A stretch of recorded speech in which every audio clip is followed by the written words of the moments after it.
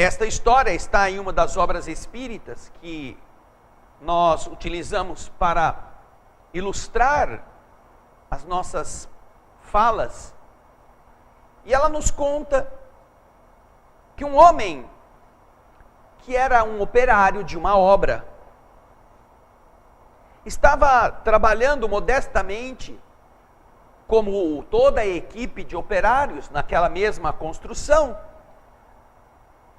no acabamento final de um salão de reuniões muito grande, como se fosse um salão de cinema sem ser um cinema, um teatro sem ser um teatro. Mas era um ambiente onde lá à frente havia uma saliência que elevava todos os que estivessem lá para que todo mundo pudesse ver, e o auditório para aqueles que não estivessem no palco poderem ouvir, presenciar. E, portanto, naquela manhã, estava o engenheiro responsável pela obra avaliando o estado da acústica, já que todas as partes principais tinham sido colocadas, as poltronas estavam também sendo já terminadas, e ele precisava ouvir se havia reverberação. E esse rapaz era o único que estava naquele momento sobre o palco, a parte frontal, onde a saliência do solo se destinava a deixar a pessoa, o grupo, em evidência para ser visto e ouvido. Ele que estava lá ouviu o engenheiro que estava ao fundo, de propósito, dizer para ele: fulano, fala alguma coisa, que eu quero ouvir a acústica. E então o pobre do rapaz que estava lá na frente pensou: puxa vida, para eu falar para o engenheiro alguma coisa, para ele ouvir a acústica. Nesse exato momento ele podia gritar, ele podia falar qualquer bobagem, mas ele se lembrou que na noite anterior ele havia ido ao centro espírita que ele costumava frequentar. E lá no centro espírita, ele havia ouvido alguém falar na palestra que nós deveríamos ter bastante cuidado com as palavras que a gente fale, porque a nossa fala projeta na mente das pessoas coisas que possam ser boas ou não. E isto ficou na cabeça dele. Então, ao invés de ele gritar qualquer coisa, ele, sem microfone na mão, ele resolveu apenas dizer algo que fosse útil. E o que ele gritou? Ele gritou aquilo que lhe veio à mente: eu quero falar uma coisa boa. Se eu falar um palavrão, ou se eu falar uma bênção aqui, o som vai repercutir do mesmo jeito. Então ele gritou lá da frente: confia em Jesus. Aí o povo que estava lá ajustando as poltronas parou assim, olhou para ele: quem será o crente, né? Que está gritando confia em Jesus. Aí o engenheiro que estava lá no fundo falou: não, tudo bem, fala de novo que eu ainda não ouvi direito. E o cara repetiu: confia em Jesus. E entre um ou outro que estava dando uma risadinha agora, começando a tirar sarro do indivíduo, o engenheiro, não contente com o segundo, pede para ele gritar pela terceira vez. E ele repete a mesma frase. Ele grita: confia em Jesus. Agora com mais convicção ainda, porque se o homem fosse surdo, pelo menos gritando mais alto, ele não teria dúvidas. O engenheiro fez sinal que estava tudo bem. Eles voltaram às suas tarefas. E não se exigia mais nenhum tipo de sonoridade para ser avaliada. Mas depois de uns 10, 15 minutos, o rapaz que continuava lá em cima começou a ouvir uma gritaria. Uma gritaria. lá na entrada. E essa gritaria foi aumentando. É a voz de um homem. E ele ficou assustado, porque ele estava lá no fundo, onde ficava o palco, e a gritaria vinha do fundo do salão para o... E a gritaria era: quem mandou confiar em Jesus aqui? E naturalmente ninguém falava nada, ou quando muito apontava, foi o cara lá, foi o outro. Porque o homem que estava gritando carregava um revólver. Quem foi que mandou confiar em Jesus? Aqui foi entrando. E ninguém querendo levar o tiro, porque também ninguém confiava em Jesus. Foram apontando, o cara tá lá na frente. Eu não tenho nada a ver com isso. E o cara foi descendo. Quem foi que mandou confiar em Jesus? E o cara branco, e os seus amigos todos desesperados, com um maluco descabelado, com 38 na mão. Foi descendo, foi entrando no salão, até que não tinha outro senão o moço. Foi você que mandou confiar em Jesus. A moça, acho que foi. Só sobrou eu.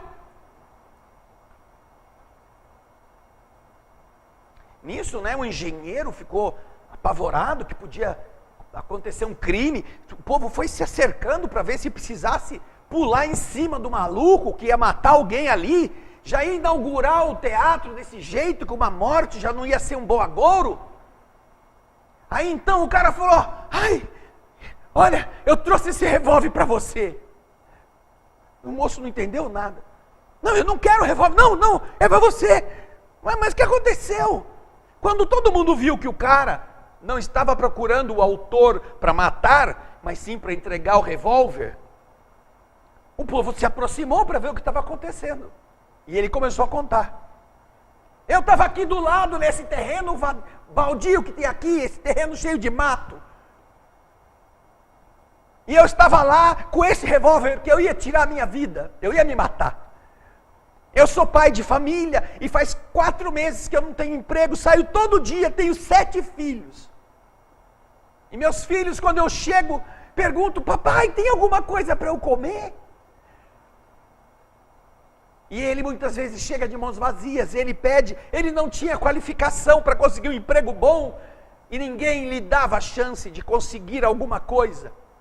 Então ele alegou alguma coisa assim, uma desculpa dessas tolas, pediu emprestado um revólver para o seu amigo, que ele tinha que matar umas ratazanas na casa dele, e ele decidiu que ele não tinha mais coragem para enfrentar os olhos brilhando dos seus filhos, pedindo comida.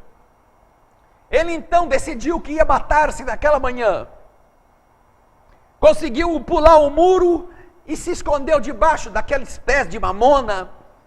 Só que quando ele estava para se matar, ele pensou em Jesus, que era aquele que era a esperança de todo mundo. E ele resolveu falar com o Senhor: Senhor, eu não queria terminar desse jeito. Eu não queria passar por isso. Mas é que eu não tenho força, eu não consigo encontrar um trabalho para os meus filhos terem comida. E quando eu estava falando com Jesus, quando eu estava falando com Deus, com qualquer coisa que fosse superior, do nada, eu escuto uma voz que fala: confie em Jesus. Eu falei: nossa, eu acho que eu estou alucinado, eu estou tão desesperado, eu estou tão assim, fora de mim, que eu estou ouvindo, do nada, uma voz que fala para eu confiar em Jesus. Que isso? Mas será que não pode ser uma resposta? E quando ele estava questionando, ele escuta de novo: confia em Jesus, pela segunda vez. Assim, nossa, eu estou ouvindo mesmo.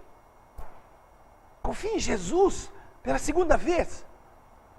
Aí eu resolvi falar com ele: Senhor, se é realmente para eu não me matar, fala de novo. E aí eu ouvi mais forte: confia em Jesus, que era algo bem mais forte do que as outras 2 vezes. E aí eu notei que o som da terceira vez que vinha mais forte, vinha desse lado. Não podia ser outra coisa senão Deus respondendo às minhas preces. Então eu vim aqui entregar para a pessoa que gritou para eu confiar em Jesus o revólver que ia usar para me matar. Que eu não vou me matar. E então todos os operários que estavam ali do lado dele, ouvindo a história, inclusive o próprio engenheiro, se acercaram, emocionados com aquela situação. E aqueles mesmos dos amigos que estavam gozando o cara, achando ele de crente, de fanático, porque vai gritar para um auditório vazio, confia em Jesus. Se acercam do homem para compartilhar com ele a sua miséria. Aí o engenheiro pega o revólver e fala: meu filho, você não tem carteira de trabalho? Ah, eu tenho sim, mas eu não tenho ela comigo, porque ninguém me dá emprego, imagina, registrado. Mas faz o seguinte, traz ela amanhã que a gente vai ver aqui o que você pode fazer. E então, por confiar em Jesus, naquilo que ele ouviu, naquilo que ele falou, naquele que estava procurando um ponto de apoio para se reerguer, e no arrependimento de tentar se matar para solucionar um problema que ele não ia solucionar com a morte, ele só ia piorar, eis que o moço no dia seguinte arruma um emprego. Por confiar em Jesus. Mas não é por ele confiar, é por ele ter ouvido alguém confiar. Mas quem falou não estava fazendo uma pregação religiosa. A intenção não era uma palestra pública de uma igreja, não era um cântico religioso para que os fiéis pudessem ter força para superar seus problemas. Não, era apenas um ensaio sonoro para um ambiente que não estava nem pronto. E então, somente falada para essa finalidade, aquela frase salvou o moço do suicídio.